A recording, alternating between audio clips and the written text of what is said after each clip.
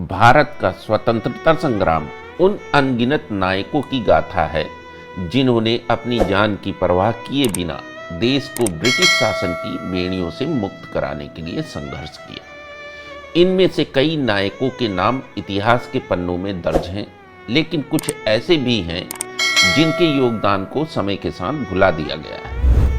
स्वतंत्रता संग्राम के अनसुने किस्से में आज बात करेंगे विमल जैन की।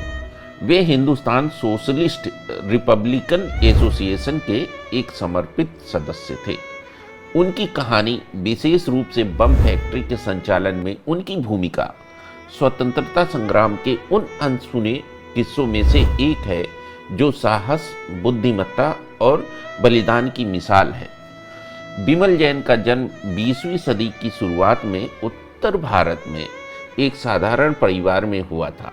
हालांकि उनके जन्म और प्रारंभिक जीवन के बारे में ज़्यादा जानकारी उपलब्ध नहीं है। यह स्पष्ट है कि वे एक पढ़े लिखे और जागरूक युवा थे, जिन्हें ब्रिटिश शासन की अन्यायपूर्ण नीतियों ने गहरे तक प्रभावित किया। 1920 के दशक में जब भारत में स्वतंत्रता संग्राम जोर पकड़ रहा था, विमल जैन ने क्रांतिकारी विचारधारा को अपनाया। उनकी मुलाकात चंद्रशेखर आजाद, भगत सिंह और भगवती चरण वोहरा जैसे हिंदुस्तान सोशलिस्ट रिपब्लिकन एसोसिएशन के सदस्यों से हुई, जिनके विचारों ने उन्हें गहराई से प्रभावित किया। विमल प्रसाद ने इस संगठन में शामिल होकर न केवल अपनी बुद्धिमत्ता और तकनीकी कौशल का योगदान दिया, बल्कि अपनी जान को जोखिम में डालकर कई खतरनाक मिशन में हिस्सा लिया। उनकी सबसे महत्वपूर्ण भूमिका थी बम फैक्ट्री का संचालन, जो HSRA की क्रांतिकारी गतिविधियों का एक महत्वपूर्ण हिस्सा थी। 1920 के दशक के अंत में HSRA ने ब्रिटिश शासन के खिलाफ अपनी कार्रवाइयों को तेज करने के लिए बमों का उपयोग किया। ये बम न केवल ब्रिटिश अधिकारियों को निशाना बनाने के लिए थे, बल्कि जनता में जागरूकता फैलाने और ब्रिटिश प्रशासन को कमजोर करने के लिए भी इस्तेमाल किए जाते थे। इन बमों के निर्माण के लिए गुप्त बम फैक्ट्रियों की स्थापना की गई और विमल प्रसाद जैन इनमें से एक प्रमुख फैक्ट्री के संचालक थे। बम फैक्ट्री का संचालन कोई आसान काम नहीं था। इसके लिए रासायनिक ज्ञान, तकनीकी विशेषता और अत्यधिक सावधानी की आवश्यकता थी। विमल प्रसाद, जिन्हें रसायन विज्ञान में अच्छी समझ थी, उन्होंने इस जिम्मेदारी को बाखूबी निभाया। वे न केवल बम बनाने की प्रक्रिया में शामिल थे, बल्कि यह भी सुनिश्चित करते थे कि ये हथियार सुरक्षित और प्रभावी हों। लाहौर और दिल्ली जैसे शहरों में HSRA की गुप्त बम फैक्ट्रियों में अपने साथियों के साथ मिलकर कई तरह के विस्फोटक तैयार किए, जिनका उपयोग संडर्स हत्या, असेंबली बम कांड और वायसराय की ट्रेन पर हमले जैसे मिशन में किया गया। इन बम फैक्ट्रियों को गुप्त रखना अपने आप में एक चुनौती थी। ब्रिटिश पुलिस और गुप्तचर विभाग लगातार क्रांतिकारियों की तलाश में थे। विमल प्रसाद और उनके साथियों को कई बार स्थान बदलना पड़ता था और वे सामान्य नागरिकों की तरह जीवन जीते हुए अपनी गतिविधियों को अंजाम देते।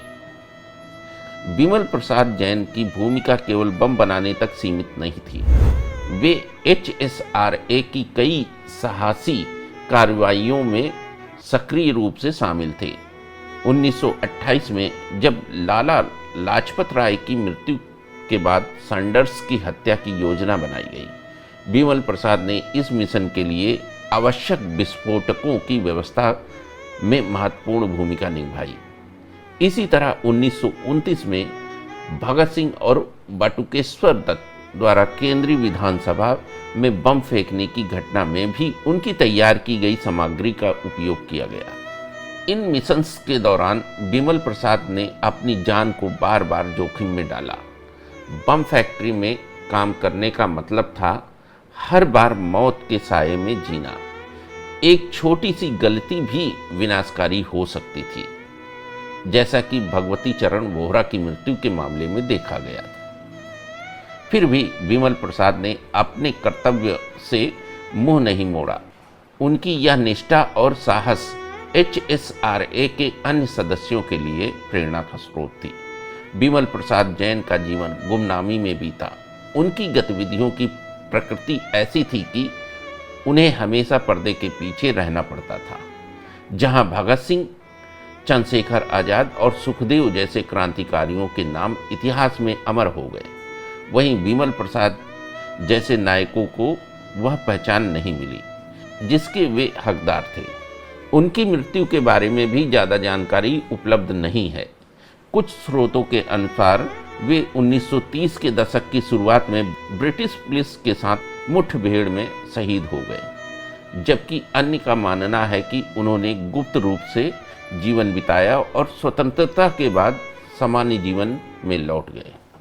दोस्तों, आज जब हम स्वतंत्र भारत में सांस ले रहे हैं तो हमें बिमल जैन जैसे गुमनाम नायकों को याद करना हमारा कर्तव्य है। उनकी कहानी हमें प्रेरित करती है कि हम अपने देश के लिए निस्वार्थ भाव से योगदान दें, चाहे वह योगदान कितना भी छोटा क्यों ना हो। उनकी बनाई बम फैक्ट्री न केवल विस्फोटकों का केंद्र थी, बल्कि स्वतंत्रता की आग को जलाए रखने का प्रतीक थी।